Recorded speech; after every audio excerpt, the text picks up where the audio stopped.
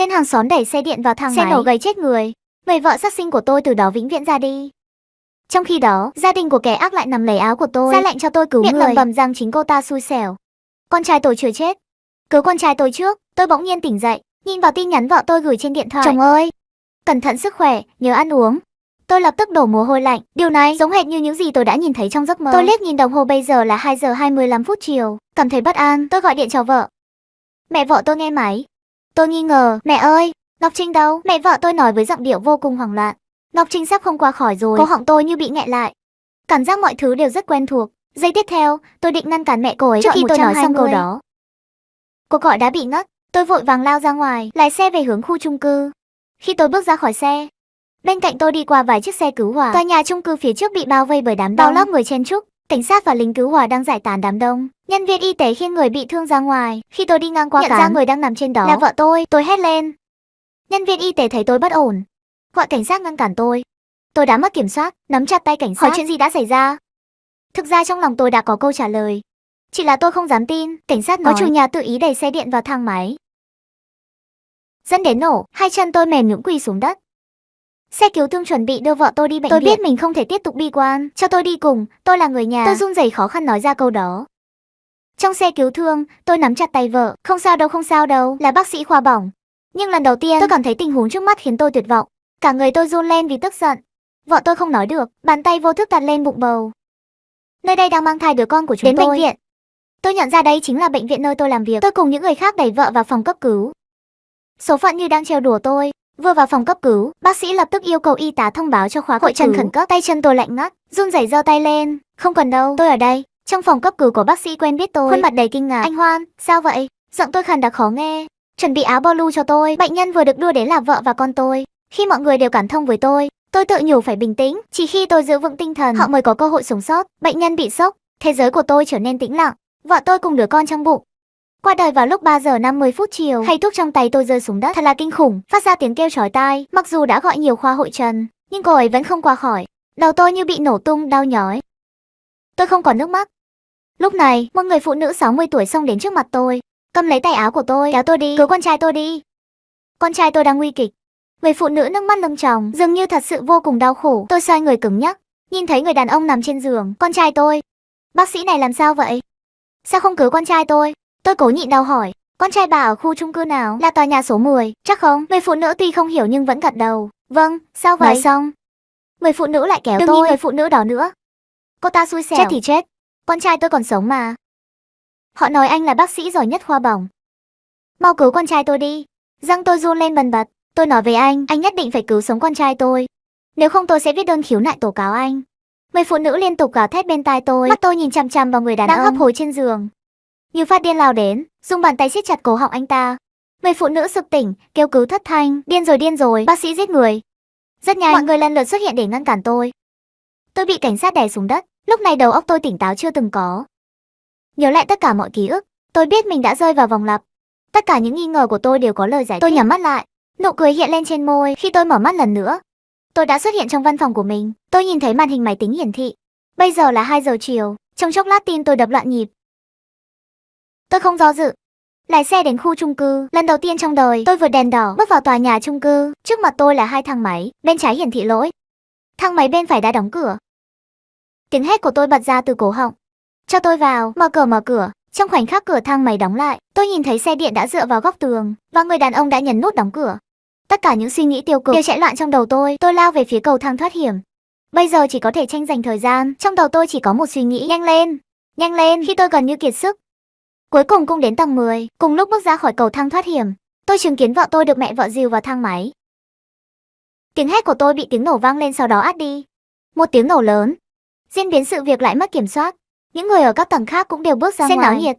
Chỉ có tôi như một con thú hoang chạy dọc theo cầu thang. Thang máy hiện đang dừng ở tầng 5. Lính cứu hỏa đang tiến hành cứu hộ. Vì quá gần, tôi có thể ngửi thấy mùi khét. Làm ơn, các anh nhất định phải cứu vợ và mẹ vợ tôi. Vợ tôi đang mang thai, tình trạng của cô ấy rất nguy hiểm. Lính cứu hỏa đều đang rất vội vàng cứu người. Mặc dù biết tôi là người nhà của nạn nhân, nhưng họ chỉ an ủi tôi bằng câu nói, chúng tôi sẽ cố gắng hết sức. Lúc này một giọng nữ chói tai vang lên. Một người phụ nữ trung niên lảo đảo chạy đến. Sao vậy? Tôi nhận ra giọng nói của bà ta. Các anh nhất định phải cứu con trai tôi, nếu không tôi sẽ không tha cho các anh. Chỉ huy trưởng đội cứu hỏa thấy vậy, đau đầu, buộc lòng an ủi. Bà yên tâm, Chúng tôi sẽ cố gắng hết sức. Làm ơn tránh ra trước, cho chúng tôi cứu ngươi. Trong lúc hai người đang nói chuyện, một lính cứu hỏa trẻ tuổi vui mừng nói. Chỉ huy trưởng, bà bầu vẫn tỉnh táo. Trong lòng tôi lóe lên tia hy vọng. Người phụ nữ bên cạnh lại nổi điên gào thét điên cuồng. Các anh làm gì? Cứu con trai tôi trước. Con trai tôi sắp chết rồi. Các anh lại muốn cứu một người phụ nữ. Nghe thấy lời nói của bà ta, tất cả mọi người đều nhíu mày. Tôi hít một hơi thật sâu. Ba đừng cản trở lính cứu hỏa cứu người. Người phụ nữ vẫn đắm chìm trong thế giới của riêng mình, như một đứa trẻ nũng nịu lăn lộn trên mặt đất. Tôi không cần biết, các anh không cứu con trai tôi sẽ đi gặp các cụ, tôi sẽ chết. Sự vô lý của người phụ nữ không hay khiến chỉ huy trưởng đội cứu hỏa nhượng bộ. Tôi nín thở, ánh mắt nhìn chằm chằm vào vợ tôi, đang được đưa ra ngoài. Lúc này, người phụ nữ trên mặt đất bỗng nhiên đứng dậy, như bị kích thích. Bà ta lao đến trước mặt vợ tôi đánh đập cô ấy. Mắt tôi đỏ ngầu, đẩy bà ta ngã xuống đất. Biến đi. Người phụ nữ ngồi trên mặt đất đấm ngực dậm chân. Số tôi khổ quá. Tại sao không cứu con trai tôi? Người phụ nữ này có phải là người có quan hệ không? Cô ta chết thì chết. Con trai tôi là con một của gia đình mà. Tôi không ngờ sau khi tai nạn xảy ra, lại xảy ra những chuyện này. Lần này tôi đã tận mắt chứng kiến. Tôi nhất định phải khiến hai người đó phải trả giá. Lên xe cứu thương, tôi vẫn giữ được bình tĩnh, nhìn vào điện thoại. So với lần trước, tôi đã tranh thủ thêm 15 phút xuống xe. Mọi chuyện đều giống hệt lần trước. Sự khác biệt là lần này, tôi có ký ức về lần trước. Tôi ép buộc bản thân phải bình tĩnh. Tôi dựa vào kiến thức trong đầu, thực hiện các biện pháp cấp cứu cho vợ. Tiếp theo là hội trần khẩn cấp. Thời gian từng giây từng phút trôi qua rất nhanh. Người phụ nữ như lần trước khóc lóc cầu xin tôi cứu con trai bà ta. Tôi mạnh tay hất tay bà ta ra. Hại người hại mình, chết rồi cũng sẽ xuống địa ngục. Nét mặt người phụ nữ hiện lên sự tức giận. Bà ta cố gắng động thủ với tôi. Tuy nhiên bà ta đã đánh giá quá cao bản thân mình. Tôi đẩy bà ta ra. Con trai bà sắp chết rồi. Bà còn thời gian thì tốt hơn. Nên nhìn nó nhiều hơn đi. Người phụ nữ bắt đầu khóc lóc. Tiếng khóc của người phụ nữ hòa lẫn với tiếng kêu cứu. Nhưng tôi lại nghe thấy bác sĩ tuyên bố thời gian vợ tôi qua đời 3 giờ 50 phút. Tôi quỳ xuống đất, lẩm bẩm trong miệng, tại sao không thể thay đổi? Tôi tưởng rằng lần này tôi có thể thay đổi mọi chuyện. Tuy nhiên sự thật đã giáng cho tôi một đòn chí mạng. Diễn biến sự việc không khác gì lần trước. Tôi tuyệt vọng nhắm mắt lại. Nước mắt chảy dài trên má. Anh Hoan, sao vậy? Tôi mở mắt ra, nhìn thẳng vào người đó. Đồng nghiệp lại gọi tôi một tiếng anh Hoan. Tôi bỗng nhiên hít một hơi. Ánh mắt dần trở nên sáng rõ, cảm giác đau nhói ở ngực khiến tôi nhớ lại sự tuyệt vọng lúc nãy. Tôi lấy điện thoại ra, màn hình hiển thị 1 giờ 50 phút. Gió tạt vào mặt tôi, khiến tôi vô cùng tỉnh táo. Ngọc Trinh, chờ chắc chắn không có chuyện gì đâu. Tôi lẩm bẩm trong lòng nhiều lần. Lên xe tôi lập tức gọi điện cho vợ. May mắn là cô ấy nhanh chóng nghe máy. Cuối cùng bác sĩ Hoan cũng nhớ ra còn có tôi, người vợ già này.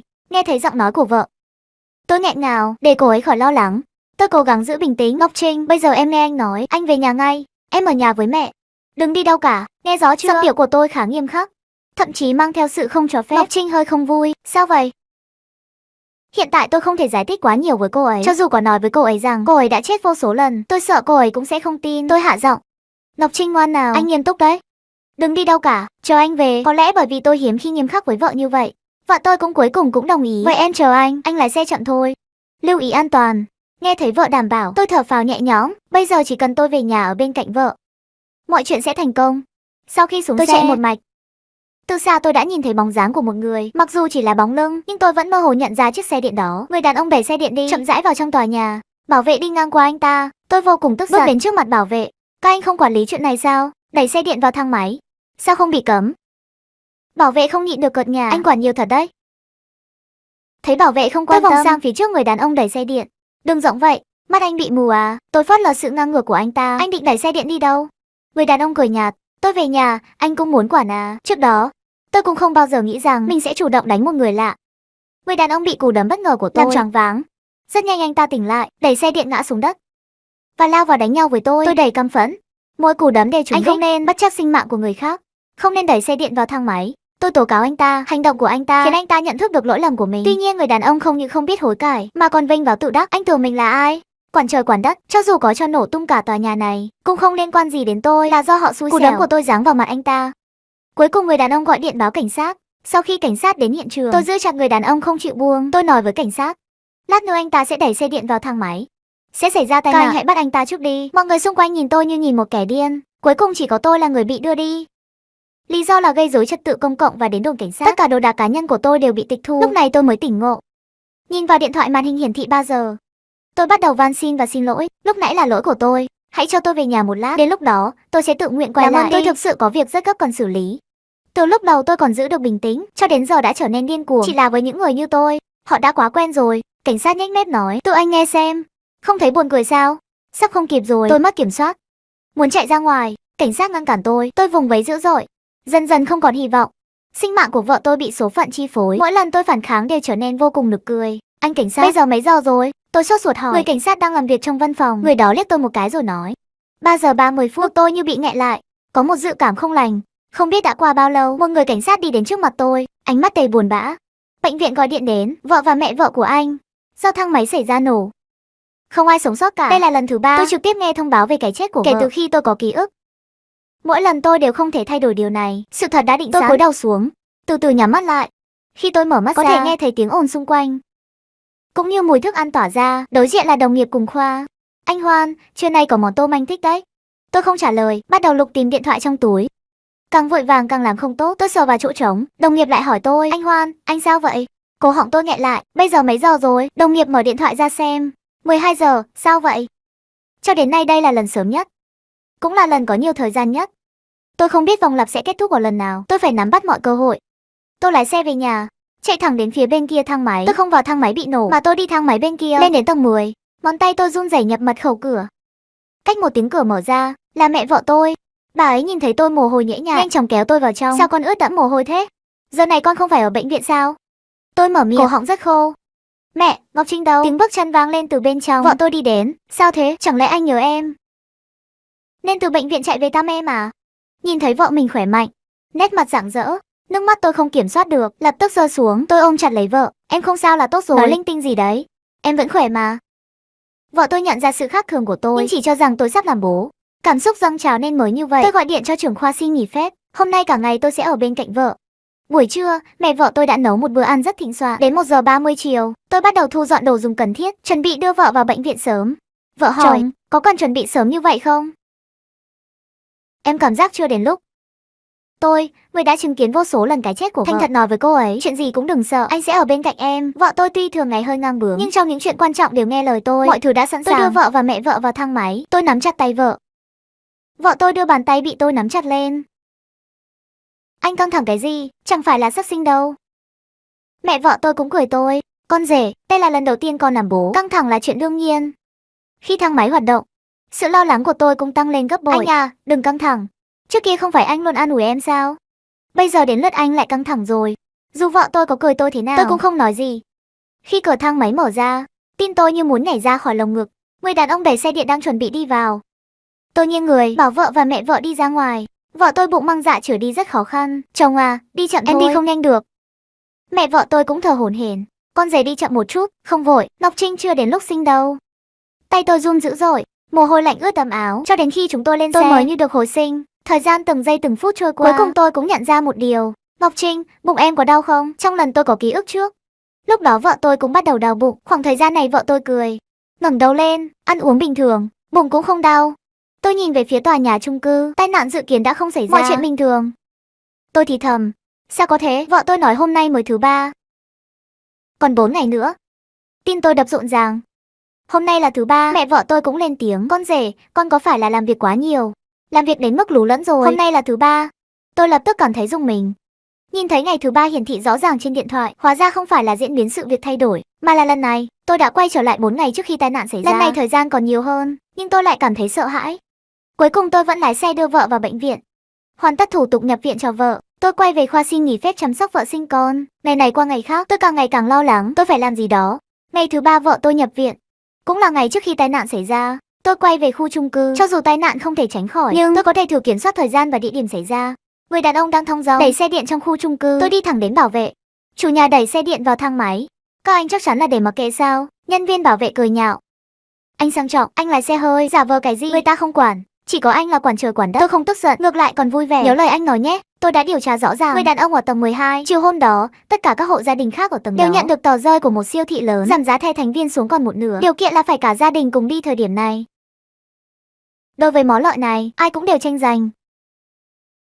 Tôi đặt tờ rơi trước cửa từng nhà. Ngoại trừ duy nhất một hộ ở tầng 12, người đàn ông đang ngủ trưa ở nhà. Tôi tìm thấy đồng hồ đo điện thành công phá hủy, đồng thời trong nhà người đàn ông, hệ thống điện vốn đã hoạt động quá tải, trong chốc lát tia lửa lóe lên. Người đàn ông đang ngủ say, hoàn toàn không nhận thức được nguy hiểm đang đến gần.